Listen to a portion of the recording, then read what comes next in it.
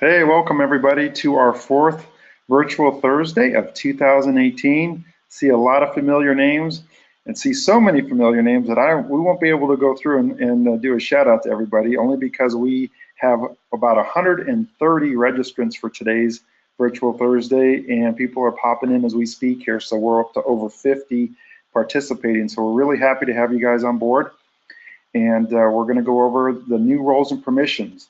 And so just to lay the groundwork for today's training session, this is a time where our training and knowledge base is actually ahead of the curve as far as the product release, which is a good thing in many ways, but it's a frustrating thing in another, because it's like watching that teaser for a movie that's coming out that's not quite out yet. And so we're going to show this to you. We had this scheduled on our calendar.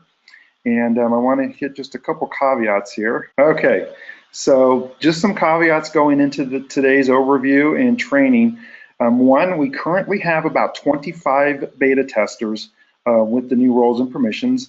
They came out of, many of them came out of our Miami Regional Training Academy, and then we also have some other beta testers we've identified as strong candidates to test these new roles and permissions. We will, however, be seeking more early adopters today.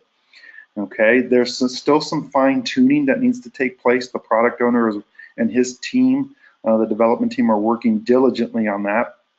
And we expect migration to begin in Q2. When I say migration, is that we will begin moving people from the current permission settings that you're all aware of and familiar with to the new roles and permissions. And then sometime, most likely in Q3, we will have an end of life of the existing permission settings, and everyone will be moved over to the new roles and permissions. So we're going to give ample time, ample communication, ample training, and we'll be there to assist you along the way. Our support team and our training team will be there to assist you along the way. But we want to roll this out smartly, and we want to have you all well prepared for it as well.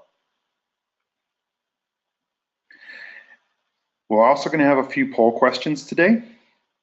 And then there's a survey. So once the meeting ends today, or if you leave the meeting, you'll be prompted to take a short survey. Please, there's just 3 questions there, 3 or 4 questions. We really would appreciate it if you take that. That's going to help us with some really important feedback on the continued development of our new roles and permissions. Okay, so with that, let's jump right in. One thing I do want to mention before we get going here is we've got no less than 4 regional training academies coming up. Seats are still available for the Philadelphia, Pennsylvania regional training event, March 13th through the 15th. And what I will do, so you can explore it further, I am going to send these links over to you guys in the chat. Feel free to click through on any of them. And we've got Seattle coming up in May.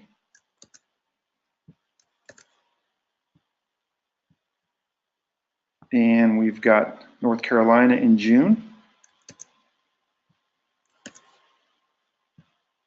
And we have Denver in August. There will be two more coming up. One is going to be in Oklahoma City,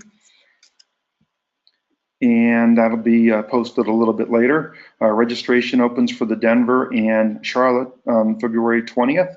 And right now, both the Philadelphia and the Seattle events are open for registration. So if you're interested in taking your knowledge of emergency reporting to the next level, we'd love to see you there at any of these events. It's going to be a good time. So I know we just finished up one in Phoenix. We had about 34 participants, and it went by really fast, really productive. Everybody's heads were full of knowledge by the time they left, and it was just a wonderful event, and the weather was absolutely amazing here in Arizona. Okay, let's get to what we all came here for.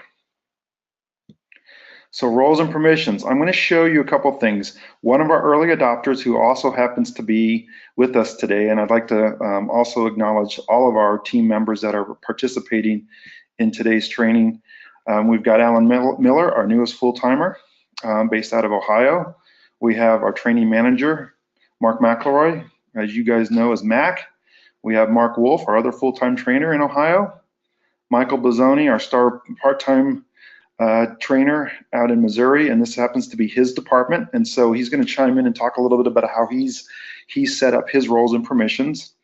And we are truly honored to have the product owner for roles and permissions, Mike McGreevey, and he will jump in too, because there's bound to be questions I can't answer, but I know he will be able to.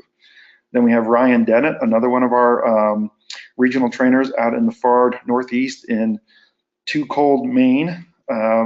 He's with us today, and then of course I'll be your host through the next hour. So guys, glad we got an awesome team here with us today, and they will jump in and help me out as needed, and also will be in the background to answer questions. So one thing I will say to get going, and I know because you guys are all thinking about, I know this one granular permission I must have in the system. So some of these are already planned, and Mike McGreevey is going to talk about those. And then part of the survey at the end of the event will be an opportunity for you to type in your number one granular permission that you would like in the system. So just hang tight for that by the time we get to the end of the session. Okay, let's get right to it. So roles and permissions. I'm going to go first to my demo account, and then we'll go back to Mike's live account. So the new roles and permissions, you'll notice here a difference on my screen. First of all, we're going to go to personnel list. Let's do that one first.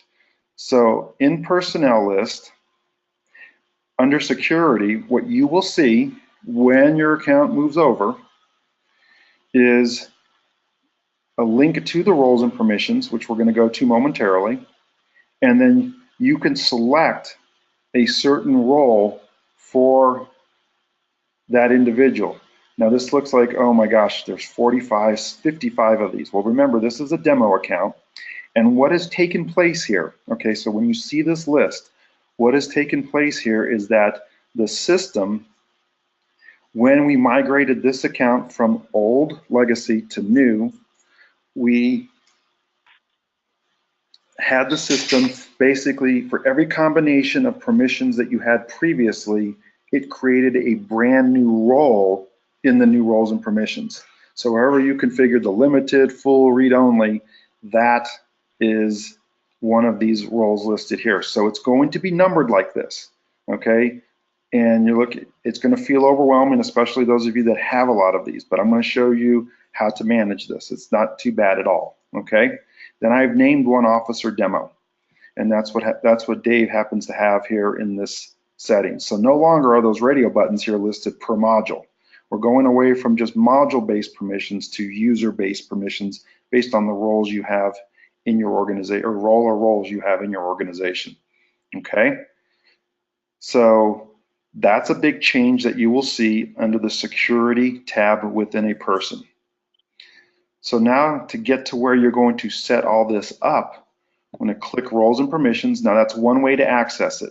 The other way to access it directly is from the administration module, so you'll navigate directly to admin. You will scroll down and you'll notice just above interface settings, if you have this box. If you do not have interface settings for your account, it will be the last section on the bottom right. We'll click security roles and permissions, and that's the same page I was just at by accessing it through from an individual. All right, so we're going to pretend your account just was migrated from the old legacy permissions. So there's good news and bad news here. The bad news is you're going to think, oh my God, all these roles I have to manage. Well, the good news is you'll notice under personnel here in the grid, you've got the title of the role, you've got the description, and then you've got the personnel. So I have 33 people that have the same auto-generated role. Chances are that's probably my firefighters, okay? Now you can go in and edit this and see who actually has those sets of permissions, okay? So in the actions column, you have, go to this one, this little group of people, that's the people that have that permission. Okay, I'm going to move my control panel out of the way for GoToMeeting. And so just like you've noticed in some other aspects of our system, this picker, personnel picker, is the same. You have personnel added to this auto-generated role. You'll go through this list and go, oh yeah, those are my firefighters. All right, you can also add any other available personnel, and this includes people with other roles. So you can see here, all these other people have other roles. It's like, oh, well, Dave's a firefighter. I should bump him up to firefighter. So by clicking the blue plus here on the far right, we'll then change Dave. So let's not, I want to keep Dave an officer. So let's say Tommy, we're going to have him in this role. So I'm going to move him up, and you'll see he's been added to this list. Okay, so the role that he had, once I click save, will go from role number 6 to role number 19. All right, so that's one of the steps you can do to determine to add people to a role, and of course you can remove them by clicking the minus here. All right, so that's great. You see this list and you go, well, I want to see what roles they have. So we'll click save, and then the next icon is right here. This is where you manage those roles. It's also where you rename it. So you'll go in and we'll name this firefighter general, and then rename this one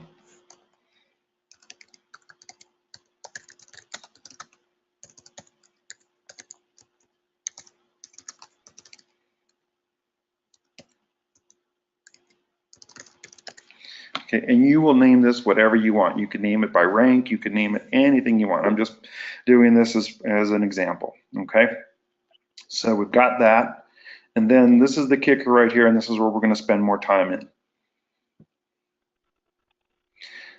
You'll notice now everything is listed by module, but you'll be able to control per module what they have access to. And one of the key things that I learned from the product owners, Mike McGreevey and then also Stuart Smith, who's been involved with this, is that the concept here is it's subtractive, okay? So if you need to give somebody some level of permission in the items below, so think of these as your modules and think of these as your granular permissions, okay?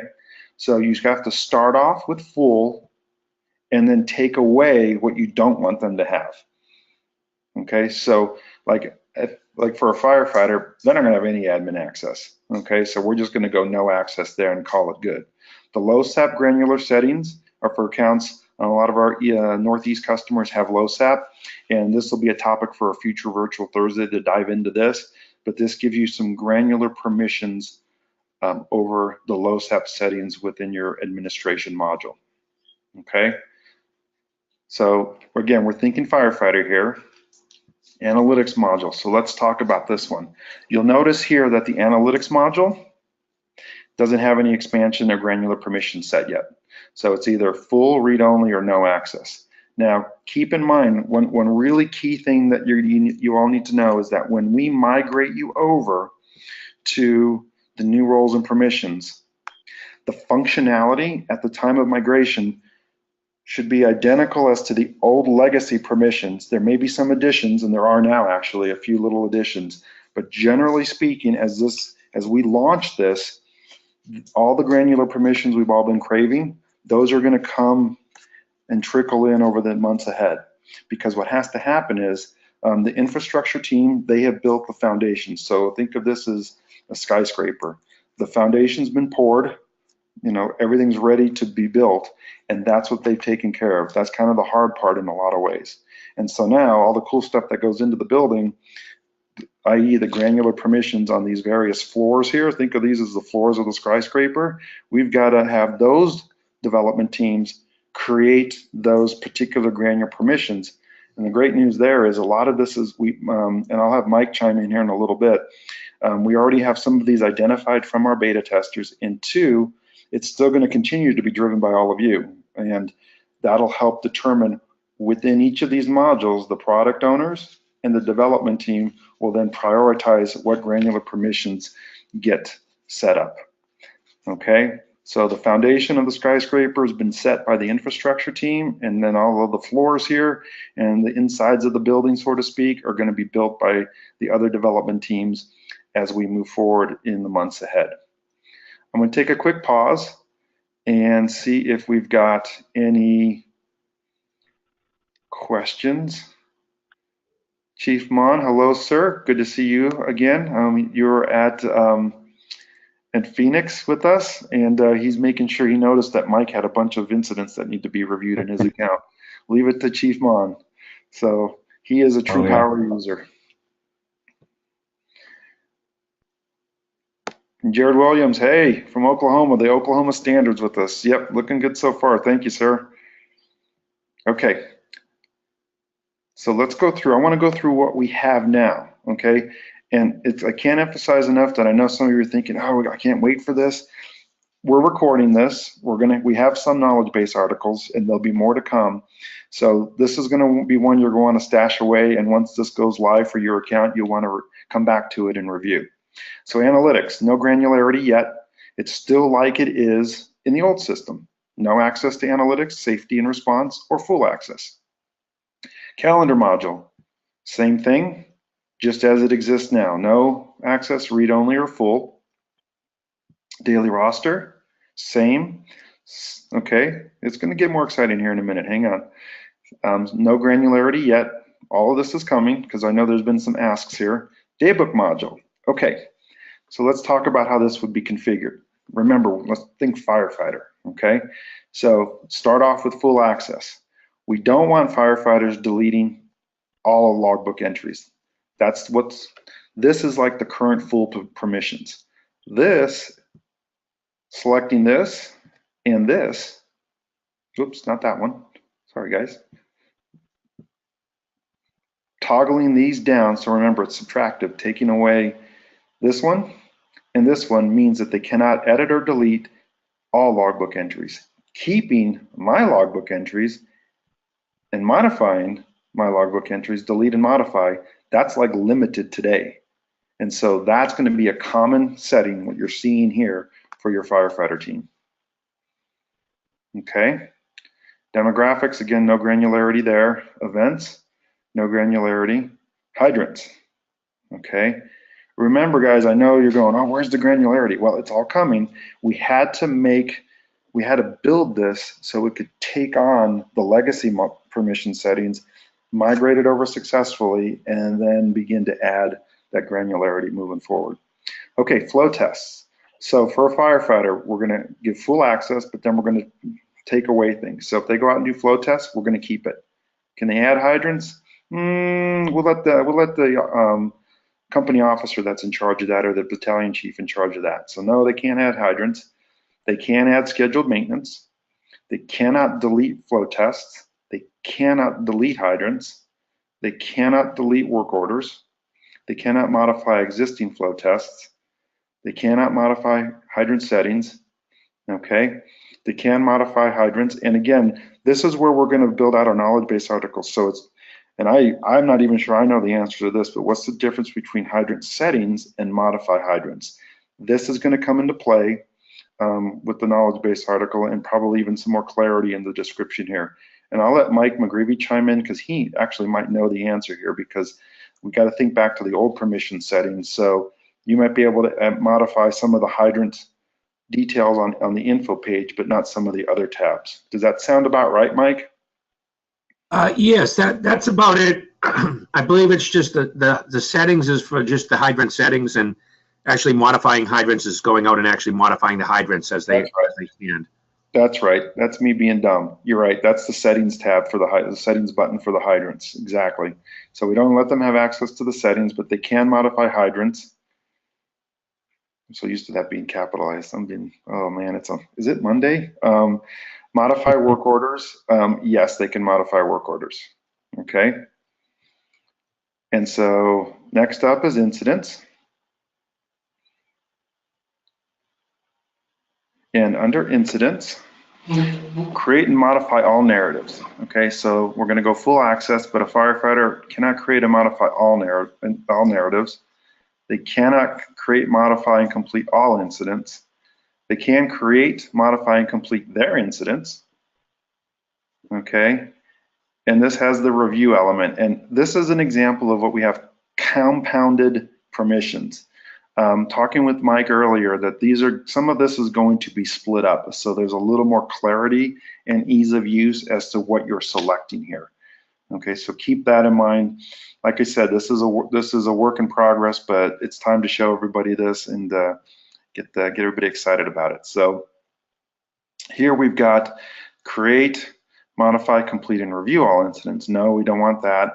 And actually, we don't want them to review their own incidents because it has to go up to the next, next level to review. We definitely don't want them to delete incidents, regardless of the incident status, and that's an issue now, right? Because if you have an incomplete incident, you could still go in and delete it. And then modify reviewed incidents, they can't do that either. Okay, that's the incidents module. Can I take a quick pause, see if we've got any other questions?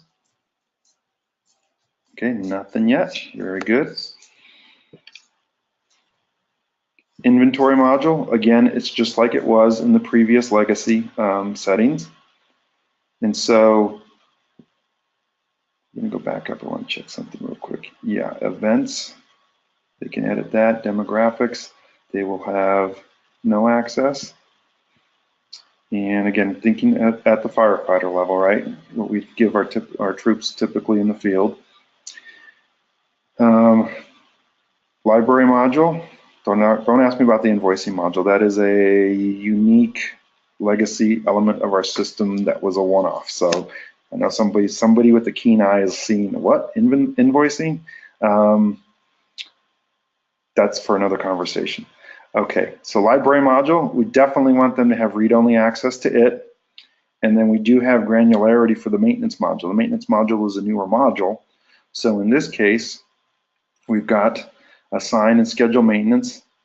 Okay, we start off with full, and yes, we want to be able to assign and schedule. We want them to be able to complete maintenance. Definitely not be able to delete maintenance, nor modify apparatus, nor modify category. All right. Now, depending on the firefighter, you may have them be able to modify equipment, but generally speaking, the equipment should be managed by someone else in the organization, so we don't want them being able to modify it. Definitely request maintenance, okay? Not view archived. And then, yes, we'll let them view maintenance history for a piece of equipment or an apparatus. Okay, oop, got a couple questions here. Let's tackle those real quick. And I know they're probably being written, but what I always like to do is verbalize the answer as well. Okay. So Michael said, you stated that when this goes live, everybody will have full access. When it is the rollout process to ensure that non-admins do not have ability to make adjustments to the system while we make changes to permissions. Okay, so this is a great point. So not everybody will have full access. What's important to know is that their current roles and permissions, Michael, that they have now, I should say, we're calling this roles, and the new is roles and permissions, the old is just permissions. And so what happens is those various roles get generated, and whatever was set previously basically gets mapped to these new radio buttons and settings here. So not everybody will have full access. What will happen is if you want to grant somebody any kind of access to any part of the system or a particular module, you have to start off with full and then subtract what you don't want them to have. This turns essentially the module on for them. This takes away things that you don't want them to have by moving it to the read-only or no access status. So I hope that answers your question, and forgive me if I didn't make it clear enough for you. Okay, Jared's asking, will they be able to assign the incidents to their officer when they have completed the incident? So this won't change how the three stages, you have who's assigned the incident, who completes it, and who reviews it. Now, if they have, depending on how the permission settings go, it is possible that the permissions will allow them to reassign that incident to the officer for review. So I know what Jared's thinking, because then if that will show, especially if the incident is incomplete, it will show as an incomplete incident assigned to that individual. Okay, so if the permission setting gives them the ability to reassign an incident to someone else, then that answer would be yes. Chief Mon, in the current permissions, read-only rights have the ability to make certain modifications. Okay, I have a knowledge base article that or something that shows what can be done. I'm pretty sure, unless there's somebody wants to chime in here, that if something is read-only, it's read-only. It's basically, it's always been my understanding that read-only, except I think in the maintenance module, you have read-only with work order permissions. But I believe when you see something that is read-only, it is truly see but cannot do. All right, see but cannot do. Mike, did you want to chime in on that? Do I have that correct? Or any of the training team, frankly. I'm sorry. What was the question again, Tom? No, and this goes for anybody on the training team. Chief Mon is asking out from Utah, Layton City. He's asking, so in the current permissions, read-only rights have the ability to make certain modifications. I have a knowledge base article that shows what can be done. So I think what Chief Mon's talking about is the ability to read only with work orders for maintenance, but everything else, if you have read only, you can see but not do. Now limited, and Darren Keith out at Rock Island Arsenal, I think he's right. I think it's more limited where you have some access. And so, yeah, read only is going to be read only truly in the system. Yes, that's correct. Okay, thanks, Mike. Paul Ridings, if a user can review all incidents, does that include their own? We would want BCs to review the incidents except the few that they write. Yeah, so that is an example of where we need to break out some of these compound permissions, because that's exactly right. We want, because right now, if you're a supervisor, you can review your own incidents, okay? But as a supervisor, you still may want to be able to review your own incidents. Okay, or I'm sorry, not others' incidents, but maybe you need someone else to review your own incidents. And so that's how the review my and review all will probably be split out as opposed to a compound permission in the future. I hope that answers your question.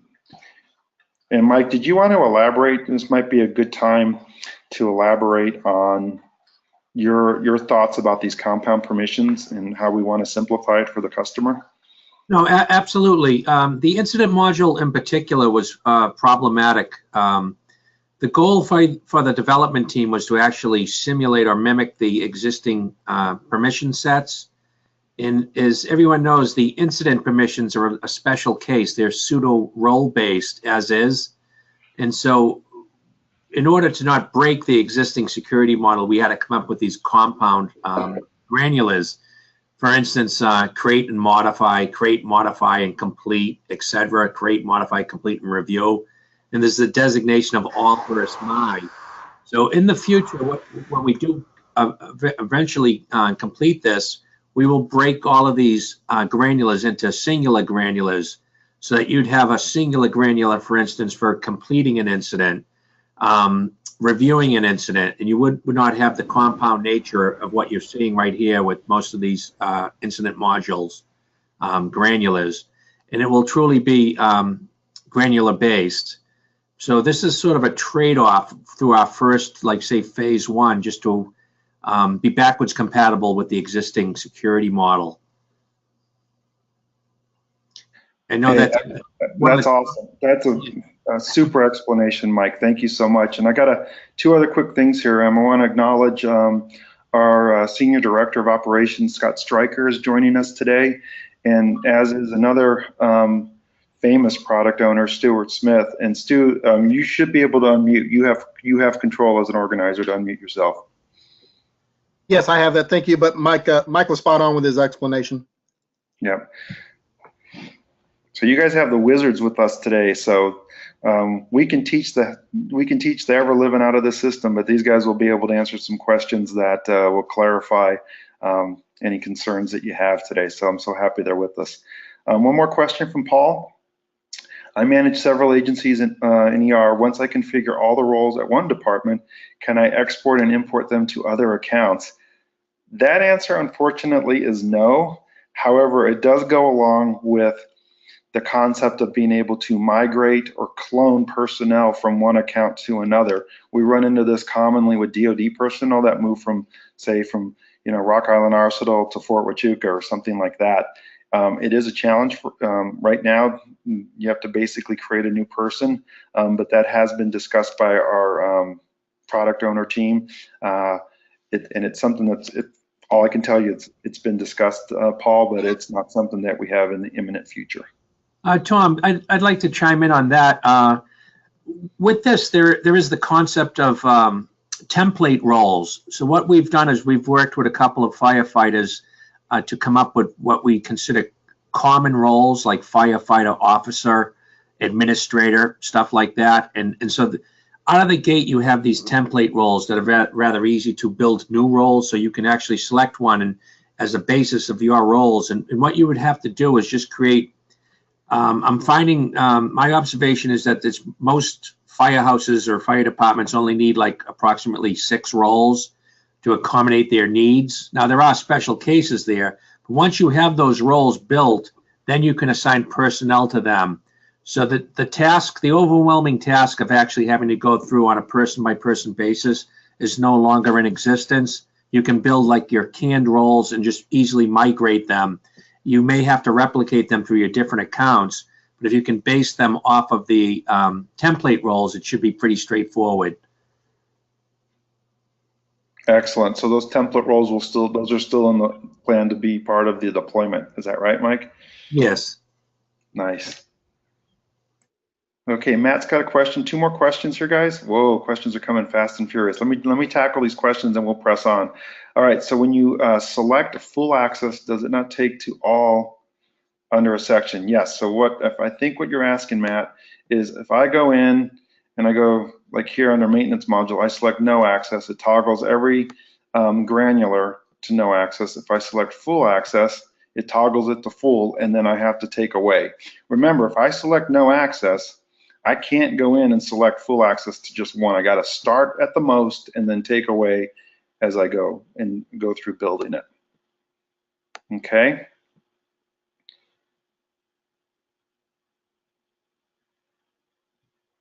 Jared, we would like to see the ability to have a person create a report and assign it, but not be able to review an incident. So have that permission. The permission basically would allow you to complete a report, okay, or create a report, I should say, reassign it, but not get it to the green lock status. Yep. Scott, yep, likes that idea. Really cool. Can the common roles be a drop down with a custom option? Hey, Dan. Dan and I go back to Vicenza when he was stationed out there in Italy.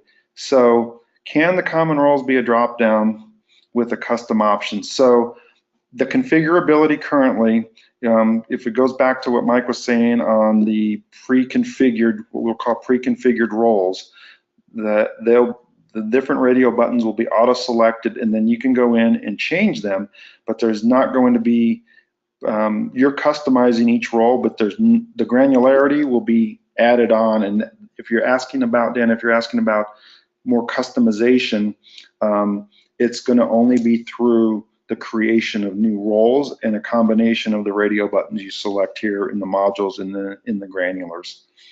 Yeah, Tom, I can expand on that. What happens with these template roles is they're read-only, so they're non-destructive. So what you can do is when you create a new role, you can copy the template and you can clone it. Additionally, as you build your own roles, those also go into the drop-down to be cloned.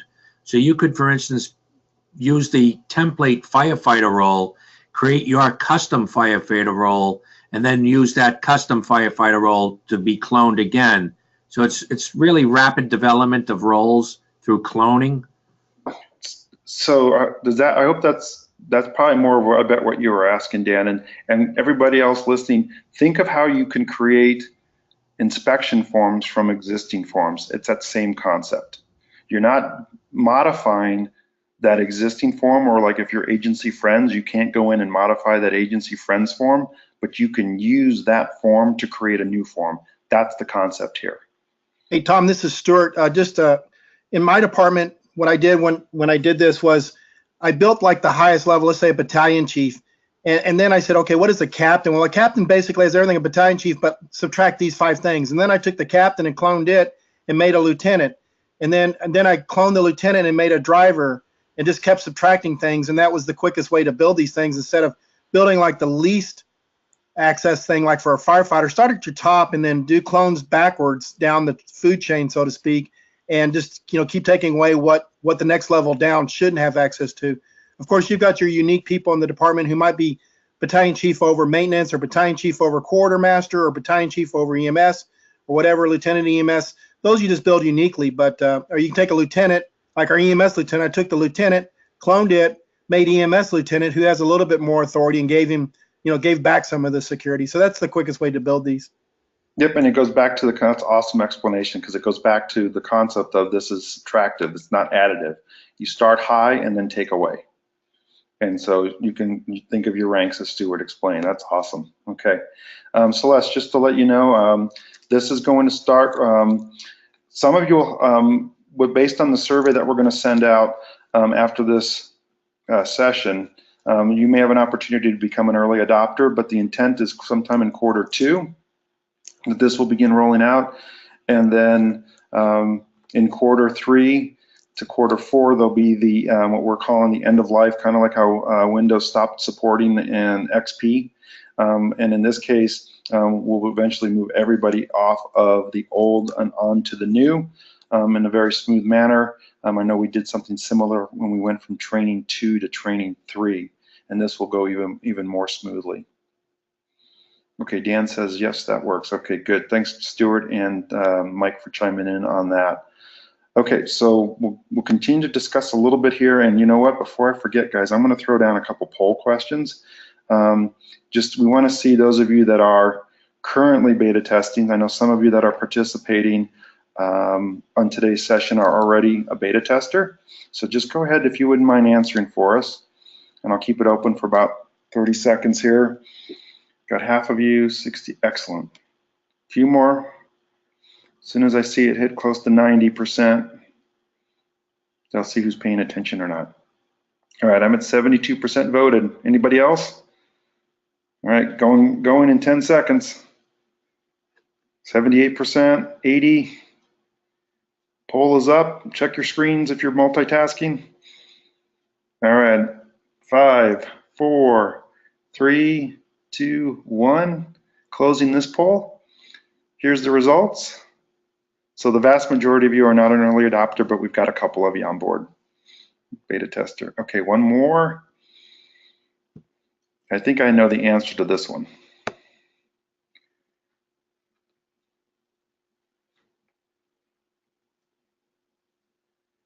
And that is flying through the numbers. Keep going, almost.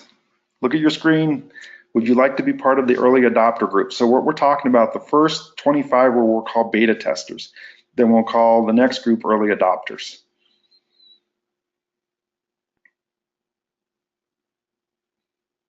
Okay, closing in 5, 4, 3, 2, 1.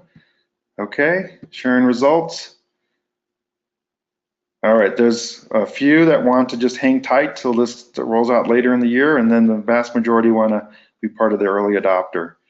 And while I'm getting the next poll set up, Mike Bazzoni, why don't you jump in and share a little bit about your experience? I'll go back to my screen, but I think I'd like you to just say a few words on how it's working out in your department, since you're using it in the live environment. So give me a second. I want to make you the presenter quickly, and then I'm going to launch that other poll while you're talking.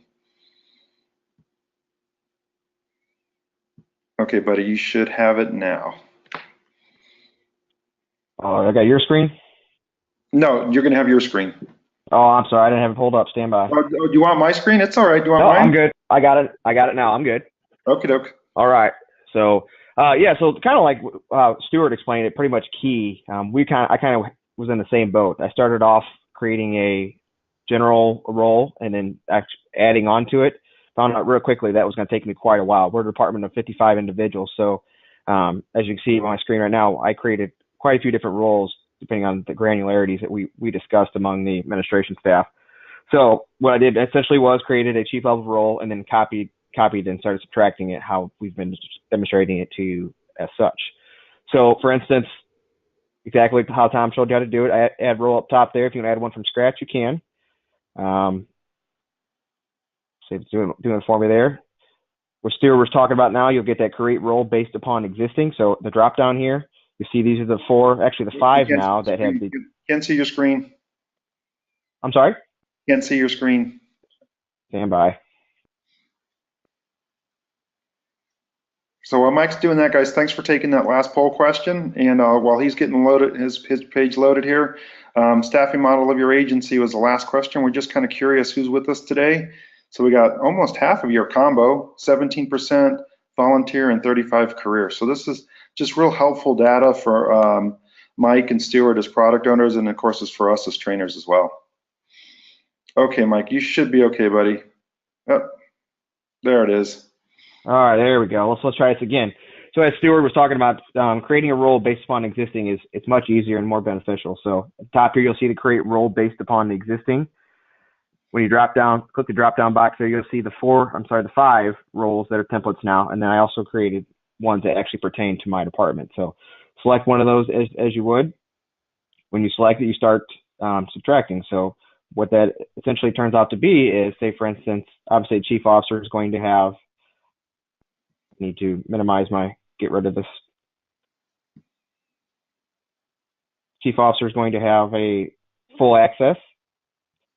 We'll say I apologize, I'm going to redo this here for a second. For firefighter paramedic, if you go into their role, so firefighter paramedic, that is our basic role within the department here. Again, you'll see, you go down through each module here, the granular privileges that are built out. For instance, the incident module is the one we talk about a lot. Create and modify all narratives, create, modify, and complete all incidents, and then the additional the restrictions we have are the complete and review all incidents. So we have a separate group of individuals that are in charge of reviewing our reports as such as many departments. Other than that, we have multiple different roles. Our rank structure goes from firefighter paramedic is basic to an engineer to a captain, and then up to our chief level officers. So our experience was pretty much as such. We was one of the original first ones. Of course, we came out with a little bit of confusion when it first rolled out. Very quickly, within I think a couple hours, we had pretty much all our roles defined. So it's very easily set up. Pretty much making it easy, perfect for you to get going here. So I don't really have much else to add, Tom. No, that added a lot. Jump in? That added a lot, okay. Because I wanted to see how you've organized it, right? Because when this came over, how many auto-generated roles from the migration did you have? Okay, so that's a good question. So as you've seen, the auto-generated roles were 55-member departments. That was one of the other huge benefits of going to this, because we never really had a matrix or such to define who gets what permissions to what. So when we did roll over, I think I had 48 different auto-generated roles. So 48 different people within the department all had different permissions, and nobody actually really knew what permissions they had. So now this makes it a lot easier to lock down the system and prevent any unauthorized changes. Excellent. So there we go. All right, so bonus question to the trainers or anybody participating. As the system exists today, what is the report number that will show you who has what permissions for the entire agency? And you can put that in the question box as your response. It'll be an unofficial poll question. All right, you remember how many came over, Mike, on yours? So you know how mine has that massive list of 40-some? 48. Yeah. 48. Okay, so you had quite a few too, and you said it took you about a couple hours to get everything cleaned up? Not even 2 hours. Yeah, not even. Okay, I just want to give everybody kind of an idea, because it's going to feel overwhelming at first, but once you get settled in with it, it's pretty nice. Yeah, and if I could say something, Tom, the reason behind that is basically what happens is when the conversion process goes out and interrogates the existing legacy permissions, and if there's one user with one different setting, it's going to plop them into its own auto-generated role, because it's really just really quite frankly a dumb process. It just goes out and it's reading bits in memory. So what we find is that even though there's all these roles that are being generated, not in all cases, But what that just means is someone has a one-off somewhere, so that they could have gone through that whole permission grid, the legacy permissions. You just selected one thing different. So that's what you're seeing. And most people that review it determine that they don't really need that, and they bundle them into an existing role. So you're cutting way, way down on any overhead. Yeah, it's going to be nice. So one question from Sean. If you already have permissions set in the system, when this goes live, will you have to go back in and reset the permissions? You will not. The intent in the migration, when I'm calling the migration, is that when you go from legacy permissions to new roles and permissions, everybody's settings should stay the same. It's just going to be configured or configurable differently. And that's why you get all those roles, those 40, 50 roles, because of the different combinations that you have in your account currently. So no, you will not have to reset everybody's, not at all. No, no, no, no. And so Darren Keith got the right answer, report 835 and report 986 if you want it by rank, and that comes from Jared Williams. So that might not be a bad report to print out, because that report will no longer function when you migrate over. Or let's put it this way, it shouldn't, because it's laid out to reflect the previous legacy permission settings. So reports 835 and or 936 may be a good guide for you to know what everybody has currently, and to help you just have clarity on what you will set moving forward. Great question. Let me just see if we got anything else. So Ryan, so if I'm understanding this correctly, for a smaller department like mine, where certain individuals have unique responsibilities within the system, we will most likely have admin, captain, lieutenant, firefighter, and then a bunch of roles that are specific to individuals. Yeah, that very well could be the case. So for example, Ryan, say you're your company officer, so you would have all the captain level permission settings, but you're also responsible for inspections, for example. So you might have, under the occupancy module, for example, here on my screen, have the ability to be an inspector. So I'll go through these in just a moment. So that's correct. So there may be roles in your organization, everybody. There may be roles that you'll only have one person assigned to it, and that's perfectly fine. Hey, Tom, this is Stuart. So that's a great example. So like if you have a captain we had a captain in training. He was the only guy, he was only captain in training. He had certain security. We had lieutenants in training and trainers. But so he needed all the normal captain rights. And then I just needed to give him some more additional administrative rights in the training module. So I made a captain of training. The point of this, what I'm trying to say is, don't call it like Stuart Smith's security role. Exactly. Make sure you call it the position. So if that person who's in that position retires, moves on, promotes, whatever, then you just know that you need to reassign the captain of training to Tom Lewis, because he's the new captain in training. Exactly. That's when you're titling these generated roles here, you can see on the left, or ones you create, be role specific, not person name specific, right, Stuart? Yeah, that's right. Okay, let me run through these. This has been a great question so far, guys. Thank you very much. Okay, so maintenance. All right, I'm gonna let you just take a peek here. We go full access, then we work our way, assign and schedule, yes. Complete maintenance, yes. Delete maintenance, no, don't want that. Again, we're going back to our firefighter model. Modify apparatus, no. Modify category, no. Modify equipment, no. Request maintenance, yes. View archive, no. View maintenance history, yes. Okay, message center. Okay, no, it's just like it is now. No access, read only, full access. And I believe message center is just no or full, because read only really doesn't make good use of a message center if you can't communicate out.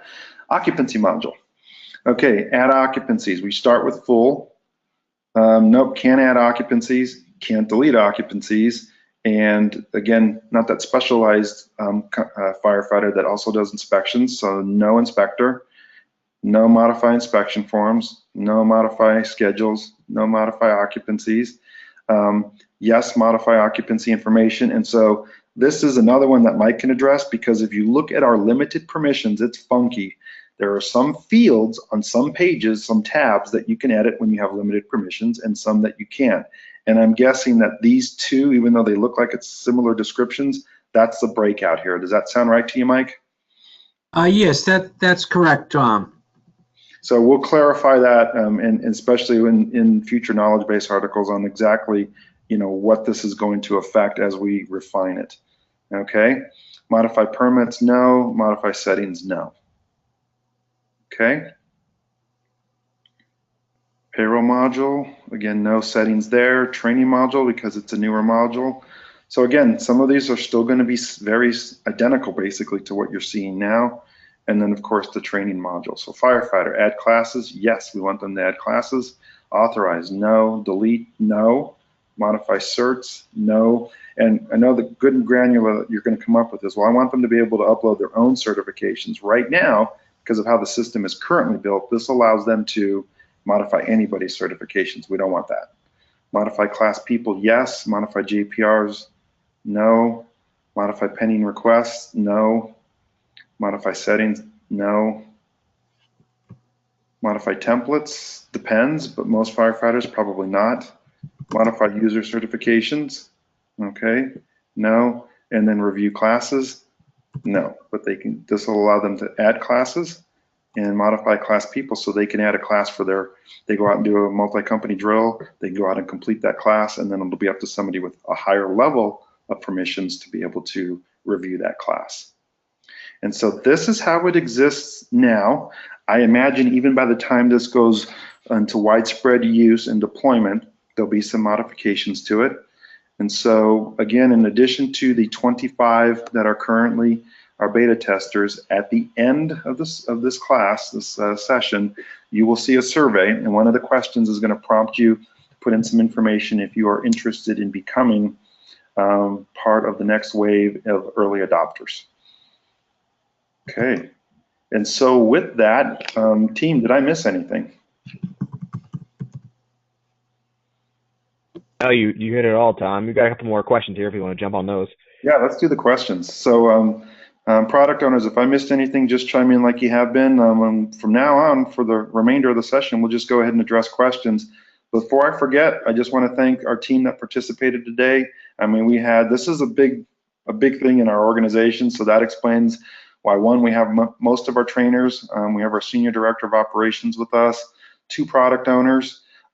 So I'm nervous, but I think I did okay. So thanks, guys, for being here. And to all of you, you broke records today. This was our most attended, I believe. Well, definitely most registered at pushing 130. And I saw it peak out at almost 80 attendees. So all of you, that just tells us how interested you are in this product, in emergency reporting, in new features that are coming out. And that's why you're the power users and help continue to make this the best RMS on the planet, frankly. So with that, let's answer some questions. Okay, so last one, we have one from Jared Williams. We would like to see a way to limit most of the fields and occupancies, but add pictures to the file, like for a pre-fire report. So that's a great example of a granular permission, and that's one of the questions in the survey, Jared, so be sure to put that in there. That's the kind of thing Mike and his team needs to hear. Okay, Ryan, if I remember right, you're out at Fort Bragg. I know we've met years ago. And correct me if I'm wrong, but I think that's the same Ryan. In the occupancy permissions, how would you give someone view-only access but no access to modify or inspect? So let's take a look at that. So the question is occupancy, the ability to view but not modify or inspect. So I believe, take a look at that. Let me minimize this screen. I believe it would look like this. Get my control panel out the way. So not add, not delete, not inspect, not modify. I believe it would look like this, and you would go to read only here. Does that sound right to you, Mike? Yeah, you can see but not do. Now, if there's anything that they would need to do, you'd have to go full and then throttle back. Right, that sounds good to me, Tom. Awesome, thanks, Mike.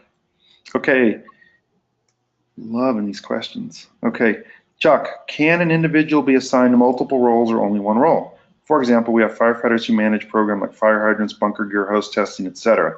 So that's where you're going to create, each person can only be assigned to a single role. So you'll have to create different roles based on the different areas of responsibility. So the basis will be the firefighter role, and then you'll add and subtract as needed based on their different specialties, such as managing the water supply, fire hydrants, being responsible for PPE, being responsible for hose testing, etc. Okay, Jared, again, in training, we would like to see them be able to upload their certifications, but have a way the officer training can verify it before it's accepted. Exactly. It's almost like our incidents. You go from a yellow lock, you submitted it, and then a supervisor has to green lock it, and before it actually deploys to your personnel information tab or contact information. That's above and beyond that's a user story above and beyond just roles and permissions. That would be part of the configuration would be in roles and permissions at the end, but that feature needs to be built first.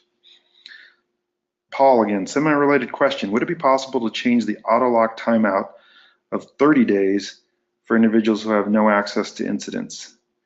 Yeah, so that's another user story independent of roles and permissions, but definitely let us know what time period you're looking for, like 2 to 3 months, because right now the lockout, I got to go look in admin. There's the lockout period, the maximum, I think. What is the maximum? Somebody grab it, because let me go in there real quick and just confirm the maximum. It's Mark Wolf. That's a 1 month to 12 month setting in admin agency settings for system lockout. Selectable from 1 month up to 12 month, but it's agency wide. That's what I thought. So Paul, take a look at admin settings. That should be there, and it's for all users. So it won't be specific to just somebody in roles that you set up in roles and permissions. It'll be system wide.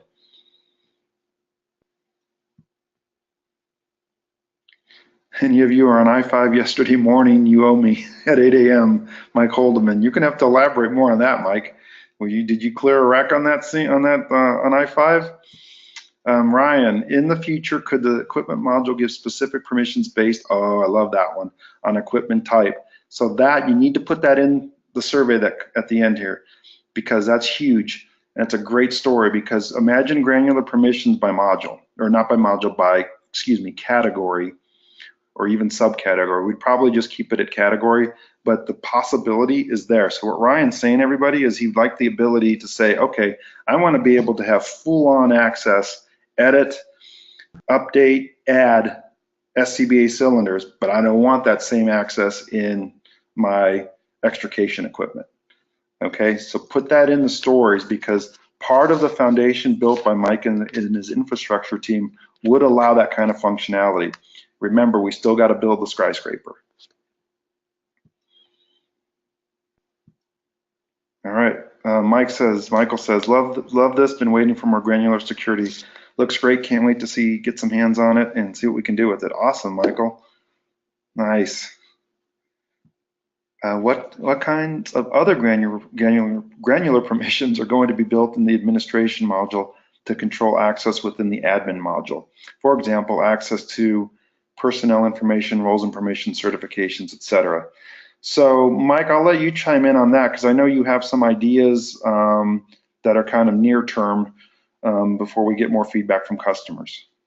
No, absolutely. One of the more commonly asked granular permissions from the early adopters is to actually have the ability to take the administration module and limit access to the individual sections in that. So that'd be like the incident settings, imports, exports, daily log settings, etc. And the reasoning behind that is there are certain roles in a fire department where you want access to some of these administration sections, but not others.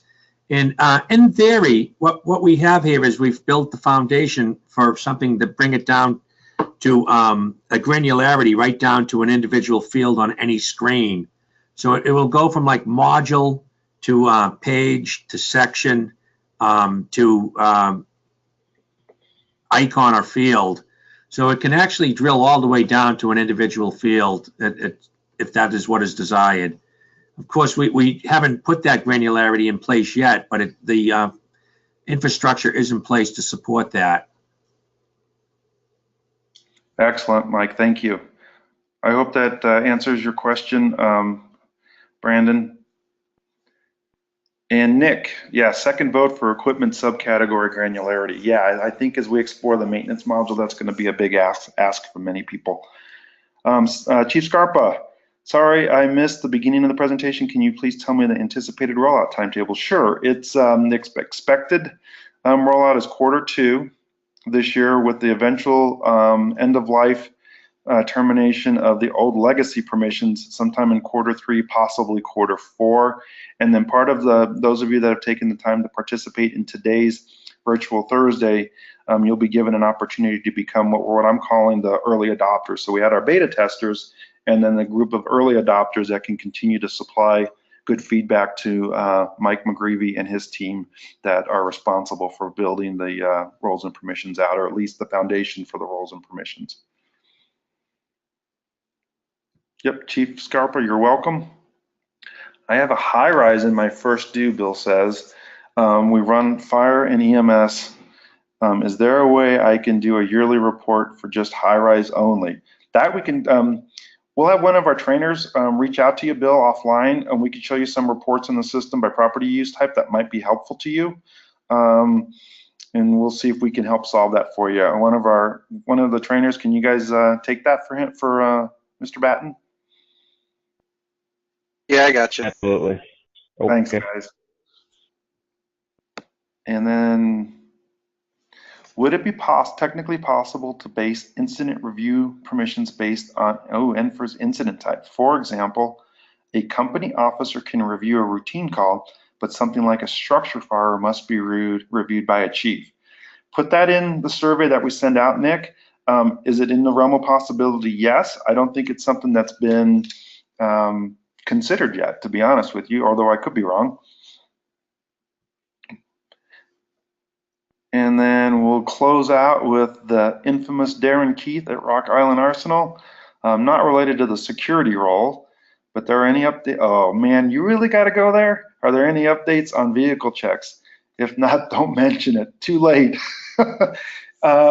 Stuart Smith, I'm going to let you take this one. I'll let you have the glory here.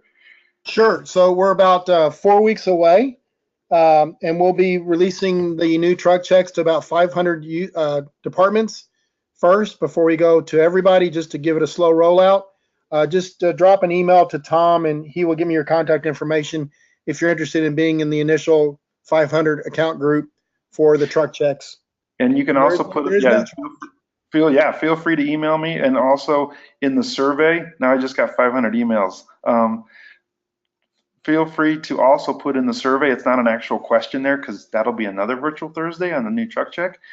And Darren, you owe me some more Bochi's mustard. So after that one, and we'll get you on that list, guys. So another benefit for taking time out of your busy schedules to be part of our virtual Thursday. So with that, I'm going to go ahead and close out the session. Thank you one and all for being here today.